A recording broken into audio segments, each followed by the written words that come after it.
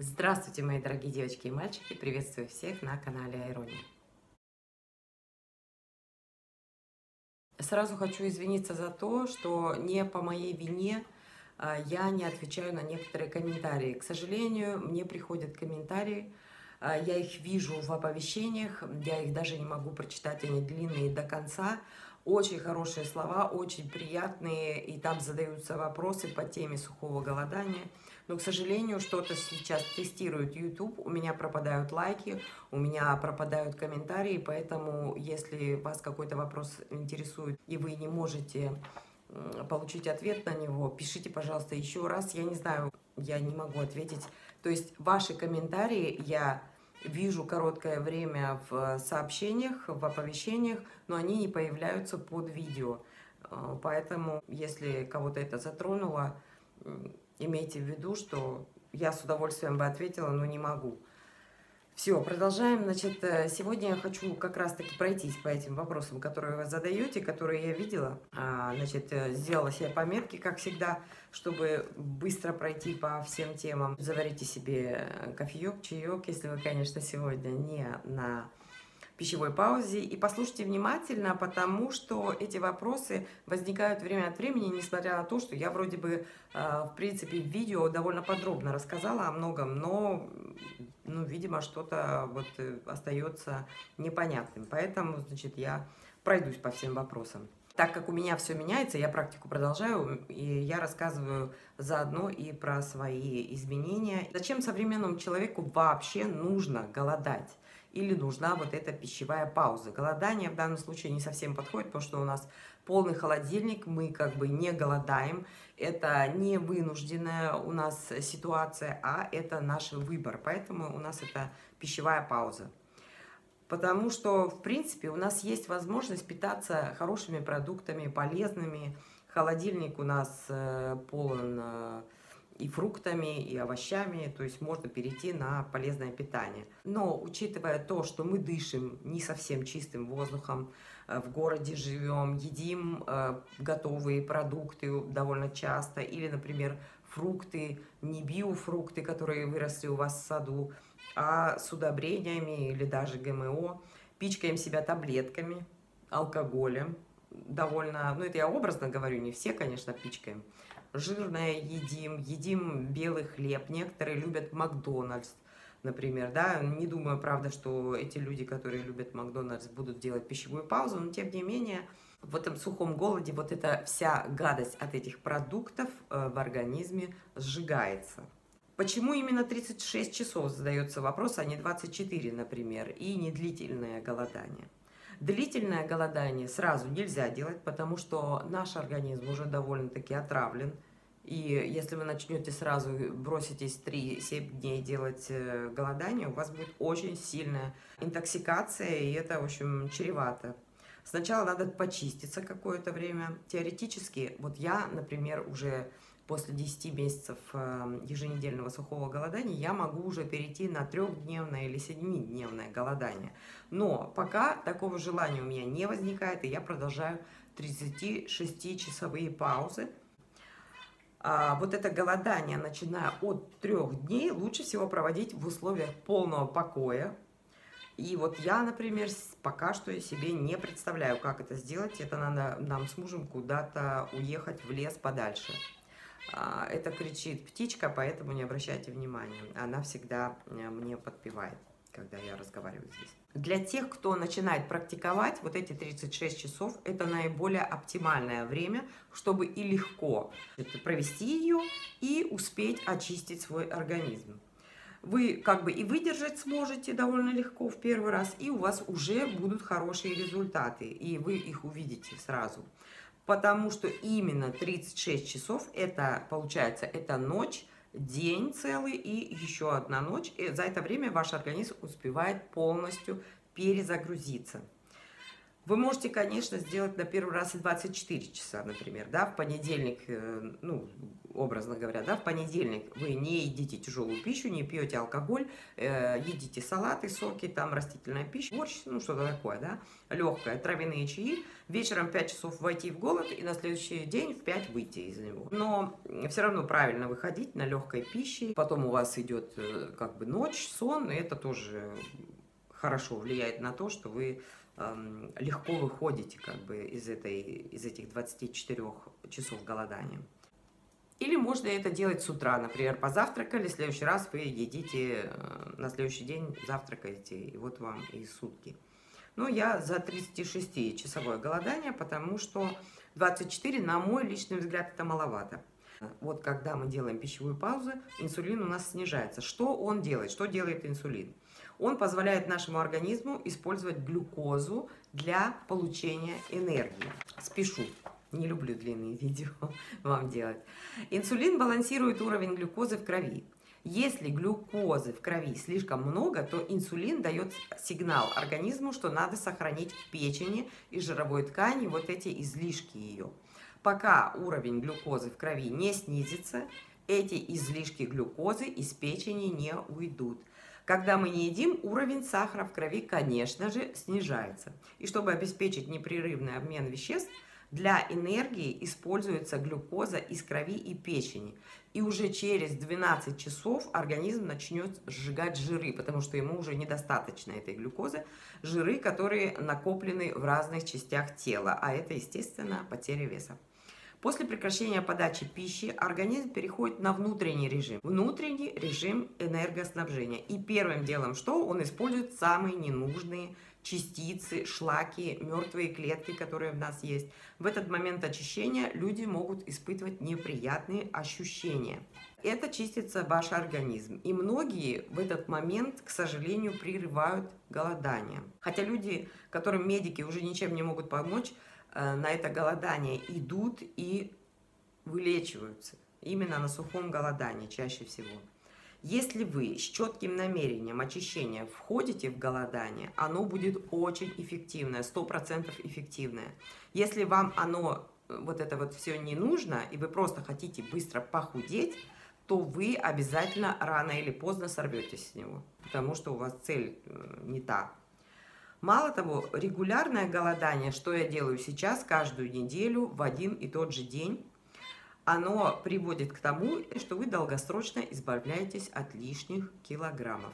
Я уже рассказывала, вы медленно, но верно теряете вес, то в граммах, то в килограммах, это не важно, он колеблется, но вы его теряете.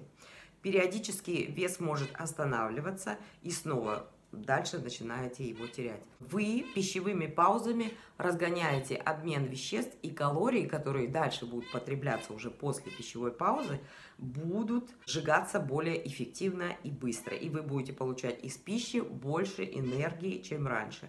Если вы раньше могли, например, выпить кувшин целый после голодания, например, смузи, то сейчас вам будет достаточно одного стакана или полстакана. Главное, спокойно продолжать практику и фиксировать свой вес. Лучше всего фиксировать вес на входе и на выходе. На входе после очистительных процедур вы записываете, какой у вас вес, когда вы уже сделали там клизму, шанг-пракшалану или почистились, или там слабительное, или вы уже, например, сидите, если вы на овощах, вам не надо чиститься перед тем, как вы входите в голодание. Обязательно фиксируйте свой вес, тогда вы сможете проследить, что с вами происходит. То есть на входе и на выходе, до того, как вы попили водичку, вы утром сходили в туалет и взвесились, и записали, значит, сколько вы весите. В последнее время я, например, утром пью теплую воду с лимоном, потому что мне так приятней. Некоторые пьют прохладную, мне как-то вот приятнее пить теплую воду. Ну, тут уже ориентируйтесь на свой вкус, это уже не важно. Я могу подтвердить, что постепенно вы вес сбросите. Обязательно все, что есть на вас лишнего, уйдет. Особенно это важно для нас, людей уже, так сказать, преклонного возраста, не носить вот на своем позвоночнике вот этот лишний жир и то, что нам не нужно. У меня есть лишние килограммы, Это мне не нравится, я их убираю. Ученые говорят о том, что трехдневное голодание способно привести к регенерации всей иммунной системы и производству новых белых кровяных тел, способных более эффективно бороться с болезнями. Я пока на 3 дня не готова, но я иду к тому, что, скорее всего, через год я это буду делать, практиковать трехдневное сухое голодание. Сейчас немножко мне тяжело, когда дома семья, дети, не есть, это надо уединяться, чтобы делать трехдневное. Это надо куда-то уехать, уединиться, желательно где-нибудь на природе. И я там с удовольствием это бы сделала. Я пока не дошла до того состояния, например, и осознания того, что мы едим тела других существ, загружаем в себе энергетику смерти, страха, страдания. Я с удовольствием могу съесть яичницу, и икру, и стейк жареный, но я стала хотеть этого гораздо реже, чем раньше. Я продолжаю обожать кофе, пока могу его пить, и пью с удовольствием. Как ни странно, мне чаще хочется каких-нибудь пирожков с капустой, хотя считается, что такого быть не может.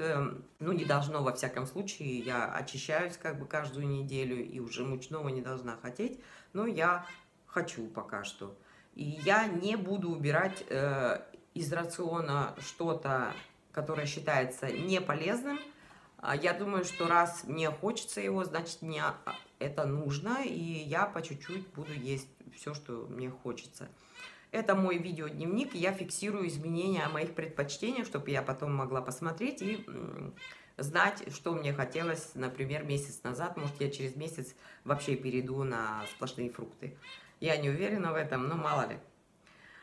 Я хочу вам еще посоветовать, так сказать, информационно тоже поститься. Например, не перепощивать плохую информацию. Если вот мне приходят какие-то неприятные новости по WhatsApp от различных моих знакомых, я ее не перепощиваю дальше, я ее просто стираю. Негативную информацию не надо, в общем, распространять. Не смотрите новости, всякие ДНК и подобные программы, где орут, и вообще все сомнительно. Это все засоряет наши мозги. Особенно в дни голодания, ни в коем случае. Я никогда не читала газеты, не смотрела новости вот на своем веку практически никогда. Нет, смотрела вот только когда была перестройка 80-х, вот в момент перестройки я смотрела, и когда был путч. Вот балет, там все, я смотрела. У меня был маленький ребенок. Вот эти вот 2 момента, когда я смотрела новости. Вообще я их не смотрю никогда. Вся эта информационка – это балласт для нашего мозга. У нас, кстати, нету телевизора и дома. Если мы хотим посмотреть фильм, то мы смотрим его на проекторе, какой-нибудь фильм или вот «Что, где, когда» я смотрю. А так нет, вообще телевизор не смотрю. Кто кушает 3 раза в день, и, возможно, у вас есть второй завтрак или полдник еще между делом, то 36-часовое голодание раз в неделю – это для вас будет самый оптимальный вариант. Я ем 2 раза в день, завтракаю и поздно обед у меня. Почему я говорю о пищевой паузе? В мире много делается всего нехорошего, и я уверена, что это от потребления вот этой вот плохой пищи, в том числе не только продуктов, но и вот этой информационного засорения вот этого. Научно доказано, что микрофлора кишечника влияет на наши пищевые предпочтения и на наш образ мыслей. И это стопроцентная правда, я это чувствую. И вот что хочу сказать, мои новые наблюдения, потому что я недавно только делала видео, в принципе, оно должно было быть интересное, потому что очень много вопросов было про то, можно ли голодать без желчного пузыря. Я ответила там на все вопросы подробно. В общем, если вам интересно, ссылка будет здесь под видео. Но вот про мои новые наблюдения, да, хотела сказать. Недавно, вот буквально 2 дня назад я выходила из сухого голодания, и что-то я сидела с сыном, разговаривала, и у нас стояла, на столе стоит большая ваза, такая чашка с грушами. Вы не представляете, какой яркий, сильный запах этих груш был. Я никогда не ощущала его так остро. Я просто вот нос туда засунула, в эту чашку. Я сидела, наверное, полчаса, я просто наслаждалась вот этим запахом груш. И яблоки там тоже пару штук лежало, просто настолько остро, настолько приятно. То есть, если бы я была на воде, мне бы хотелось съесть эту грушу. Когда на сухом голодании мне не хочется есть эту грушу, я просто наслаждаюсь этим запахом. Вас абсолютно не раздражают все запахи. Я вот этот запах кофе, чая очень хорошо чувствую. Просто наслаждение. И еще, что я заметила недавно, вот буквально, раньше я этого не замечала, а сейчас заметила. У меня сухие локти. Когда я делаю пищевую паузу, локти становятся абсолютно гладкие и мягкие. Как только я выхожу из сухого голодания, начинаю кушать, опять мне надо обязательно использовать крем, чтобы как-то ужирнить их. Вот такое вот наблюдение. Хотелось бы, чтобы навсегда они так остались. И еще, это мое наблюдение, я хочу спросить у вас, возможно, у вас тоже такое было, и что это такое? То есть на выходе у меня уже третий вот раз подряд, у меня очень сильно давит на голову, именно в день выхода. Не в день голодания, а в день выхода. Есть ли у вас такое и почему такое происходит? Потому что во время, именно в день сухого голодания я чувствую себя прекрасно, легко, меня ничего абсолютно не беспокоит. И вот в день выхода начинается такая давящая, вот черепное такое давление. Вот. И это оказалось просто повышенное давление у меня. В общем, это пока все, что я вам хотела сегодня рассказать. Подписывайтесь на канал, оставляйте свои комментарии, несмотря на то, что вот сейчас такое происходит на YouTube. Не знаю, возможно, через несколько дней закончится. Я буду очень рада вашим вопросам и ответам на мой вопрос. Есть ли у вас такая же проблема, была ли у вас головная боль на выходе или давление на выходе. Всех вас люблю, обнимаю, целую. С вами была Наташа. До новых встреч. Пока.